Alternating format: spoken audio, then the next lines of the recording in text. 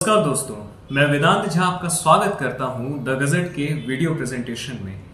आज जगदलपुर शहर में भाजपा ने अपनी शक्ति प्रदर्शित करते हुए लोकसभा चुनाव के नामांकन दाखिल करने से पूर्व बस्तर संसदीय क्षेत्र के प्रत्याशी महेश कश्यप के समर्थन में बड़े कार्यकर्ता सम्मेलन के बाद शहर में रैली निकाली।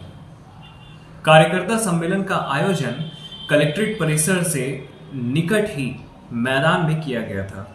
उसके बाद वहीं से सभी कार्यकर्ता और नेतागण रैली की शक्ल में निकले। इस रैली में बस्तर के पारंपरिक लोक नृत्य का प्रदर्शन करते हुए सभी नेता व कार्यकर्ता जगदलपुर के माता दंतेश्वरी मंदिर तक पहुंचे। दंतेश्वरी माता के दर्शन के पश्चात छत्तीसगढ़ के उप मुख्यमंत्री विजय शर्मा व बस्तर लोकसभा क्षेत्र के प्रत्याशी महेश कश्यप ने मीडिया से चर्चा की। धरा में आए हैं, वो भी दंतेश्वरी माई के गोद में हम लोग बैठे हुए हैं। और आप लोगों ने क्या क्या सोचा है और जनता के लिए आप लोग क्या करेंगे और क्या क्या जो अधूरे काम है उसके बारे में आप लोग बताइए। जगत जननी जगदम्बा दंतेश्वरी मैया के का आशीर्वाद समूचे बस्तर पर, समूचे क्षेत्र पर, समूचे गांव में जन जन तक रहे और आने वाले लोकसभा चुनाव में आदरणीय महेश कश्यप जी यहाँ से जीतकर और तीसरी बार जो नरेंद्र मोदी जी की सरकार बनेगी उसमें एक सांसद के रूप में इस क्षेत्र का प्रतिनिधित्व करें, ताकि बस्तर के गांव गांव तक बिजली, सड़क, पानी, आंगनबाड़ी, अस्पताल, स्कूल, मोबाइल का टावर, टेलीविजन, ये सब कुछ पहुंच सके। सारी ये मौलिक सुविधाएं आज के युग की गांव गांव तक पहुंच सके।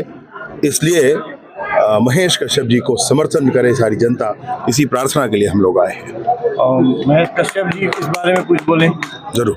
देखिए, भारतीय जनता पार्टी का हमारे एसएसबी प्रधानमंत्री नरेंद्र मोदी और प्रदेश के मुख्यमंत्री एसएसबी मुख्यमंत्री विष्णुदेव सायदी दोनों के जोड़ी के द्वारा, डबल इंजन के द्वारा साथ गारंटी पे काम चल रहा है। आपने देखा होगा 90 दिन में हमने कई गारंटी को पूरा किया है। हाँ, बस्तर लोकसभा क्षेत्र से मुझे लोकसभा का प्रत्याशी बनाया गया है। भारत विश्व का सबसे बड़ा राजनीतिक पार्टी का और हमारे देश के विश्व के नेतृत्व करने आदरणीय नरेंद्र मोदी के नेतृत्व में मुझे लोकसभा का मंदिर में बस्तर का प्रतिनिधित्व करने का अवसर मिलेगा। और आज आज़ादी के 77 साल के बाद भी जिस मूलभूत सुविधाओं से वंचित है बस्तर के लोग, उसका पूरा करने का प्रयास करेंगे।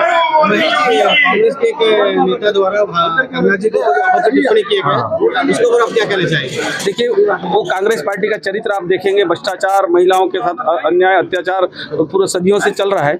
इसलिए कांग्रेस कभी महिलाओं के बारे में कभी सोचा नहीं। भारतीय जनता पार्टी ने 33 पर आरक्षण से लेकर अब 3 तलाक का बात हो और ऐसे बहुत सारे जैसे मातारी बंधन योजना, ऐसे माताओं को सम्मान अगर कोई पार्टी देती है भारतीय जनता पार्टी, वो तो शुरू से उन्होंने महिलाओं के साथ अन्याय, अत्याचार और उनके साथ अभद्र व्यवहार करते रहे। इसलिए कांग्रेस पार्टी के बारे में मेरे को ज्यादा क्या यही कारण है कि जगदलपुर का महापौर भी आपके साथ में मिल गया, भाजपा में शामिल हो गए? अब देखो, वही कांग्रेस पार्टी है, 138 साल पुरानी कांग्रेस पार्टी, 60 साल शासन करने वाली कांग्रेस पार्टी और कांग्रेस मुक्त भारत होने जा रहा है। इसलिए आज भुखला गए हैं। उनको तो कई प्रकार के आपको देखने को मिलेगा। कुछ दिन पहले यहाँ के वर्तमान कांग्रेस के प्रत्याशी यहाँ पैसा बांटते दिख रहे हैं, क्योंकि उन्होंने भ्रष्टाचार के लूटा। इसलिए सब काम करेंगे और क्या है। चलिए, आइए, बहुत बहुत धन्यवाद। आज के कार्यक्रम में जगदलपुर की कांग्रेसी महापौर सफीरा साहू और वरिष्ठ कांग्रेसी यशवर्धन राव के भाजपा में शामिल होने की खबर ने दोनों ही दलों में तहलका मचाया। वहीं जगदलपुर महापौर ने मीडिया से चर्चा करते हुए अपनी कांग्रेस छोड़ने के कारणों से भी पर्दा उठाया। कांग्रेस परिवार से मैंने महापौर की शुरुआत की थी और कांग्रेस परिवार को मैंने एक परिवार की तरह माना था। लेकिन अभी हाल ही में जैसे आप लोगों ने सुना है कि 2 पार्षदों ने जिस प्रकार इस्तीफा दिया, कहीं ना कहीं उन लोगों को मानसिक रूप से प्रताड़ित किया गया, अपमान किया गया। उन्हें बहुत सारी ऐसी बातें सुनाई गई जो कि जिला अध्यक्ष के लिए कहीं ना कहीं वो बिल्कुल सही नहीं था। और उनके द्वारा जो इस्तीफा दिया गया प्रदेश अध्यक्ष दीपक बैज जी को, तो उन्होंने सिर्फ हंसते हुए इस्तीफा ले लिया। कभी उन्हें अपने परिवार का एक सदस्य नहीं समझा। चाहते तो वो उनसे मिल के बात कर सकते थे, उन्हें वापस लाने का भी प्रयास कर सकते थे। जो कि मैं एक महिला हूँ और मैं महिलाओं का सम्मान बरकरार रखना चाहती हूँ। और कहीं ना कहीं मुझे बहुत आहत पहुँची है उन दोनों बहनों के कारण में। और जैसे कि मैं अभी लगातार किरण देव जी के साथ में, हमारे संजय भैया जो नेता प्रतिपक्ष है उनके साथ, उनकी टीम भाजपा का जितना भी कार्यक्रम था, संकल्प यात्रा, मैंने जितना भी कार्यक्रम को ज्वाइन किया है, मुझे बहुत अच्छा लगा। और कहीं ना कहीं मोदी जी और हमारे जो छत्तीसगढ़ के मुख्यमंत्री जी है, उनसे प्रभावित होकर मैंने ये निर्णय लिया कि जहाँ महिलाओं का सम्मान नहीं है वहाँ नहीं रहना है। इसलिए आज मैंने भाजपा का दामन थामा है। जैसे आपने अभी ज्वाइन किया है और आप लोग के साथ कुछ लोग और आने की उम्मीद है, कुछ लोग तो और आए हैं। देखिए, जिस तरीके से कांग्रेस भवन का माहौल बन गया है, जब से प्रदेश अध्यक्ष दीपक बैज जी बने हैं और सुशील मौर्य जिला अध्यक्ष बने, मुझे नहीं लगता है कि कोई भी कांग्रेस के पदाधिकारी उस पार्टी में रहना चाहेंगे। अभी तो शुरुआत है, आगे आगे देखिए बहुत सारे लोग इसमें शामिल हो जाएंगे। लगभग परिवर्तन है, बिल्कुल परिवर्तन। दूसरी ओर आरोप और प्रत्यारोपों के बीच भाजपा के प्रदेश अध्यक्ष किरण सिंह देव व प्रदेश शासन में वन मंत्री केदार कश्यप ने भी मीडिया से चर्चा की और कांग्रेस पर हमला बोला। पहले वो उसका जवाब दे, जो परसों वो पैसा बांट रहे थे खुलेआम, आचार संहिता का उल्लंघन कर रहे थे, उनके खिलाफ में FIR हो गया है। पहले वो जितने सारे प्रदेश के घोटालों में, जो घोटालेबाज सरकार थी, उसमें किन किनों में उनका संलिप्त था, उसका जवाब दे। इनके बारे में एक आरोप करा देने, ये तो प्रूव्ड मामला है, सब कुछ सामने है। इसलिए उनको चुनाव में और कोई समझ में नहीं आ रहा है तो जीत के लिए कुछ भी कह देना, लेकिन यहाँ तो प्रत्यक्ष को प्रमाण क्या है, सारा कुछ तो पेपर में, यूट्यूब, ब्लॉग में और फेसबुक और पेज में चल रहा है, थाने में रिपोर्ट हो चुकी है।